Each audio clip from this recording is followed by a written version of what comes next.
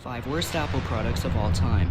According to the internet, there is some pretty different Apple products out there that not everybody knew about, or maybe you weren't even born when some of these were out. Here are some of the worst Apple products that were made. Number 5. The Apple III, 1980. This was meant for business people, and since Apple was not known as well back then, they were trying to get well known.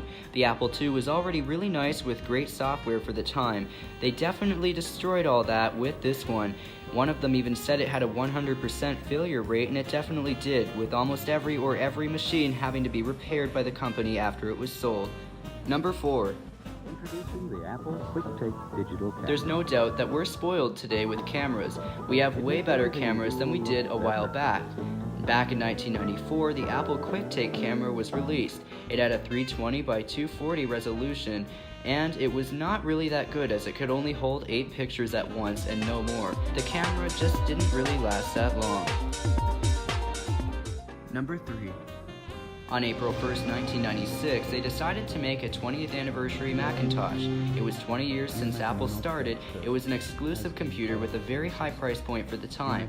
It boasted a lot of really nice features for the time, but now looking back at it, the problem in this is that they overpriced it for the technology that you got, meaning that it wasn't exactly worth what you paid. You could possibly even get an Apple computer today for less than you would have paid for that. Number 2. Apple G4 Cube 2000. Usually when a new Apple product comes out, you have to wait weeks sometimes to get them. It wasn't the case for this one, as it just didn't sell. There wasn't any known issues with it that really made it a bad product, it just didn't sell. Apple eventually took it off the shelves and stopped the production of this product. Thanks for those of you who stuck around till number 1. Here is the worst Apple product out of these 5 in my opinion. Now when I say worst, I don't always mean it's a bad product, sometimes I just mean it by bad sales. We'll let you judge this Apple product for yourself. Here it is. Here is number 1. iPod Hi-Fi. Released on February 28, 2006, the iPod Hi-Fi was a rather large yet very nicely designed sleek speaker for your iPod. You could put your iPod on it and play your music. The only issue was that other companies were making speakers similar with better sound quality, so people would move to those, leaving this one to basically decrease in sales. Apple stopped selling it, and you can probably not buy it from Apple anymore.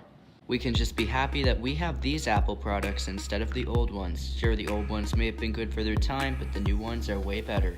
We'll have to see what Apple comes out with in the future. Thanks for watching. That brings us to the end of the video. I hope you enjoyed it. Definitely subscribe if you want to see more, and check the channel out again soon for more content.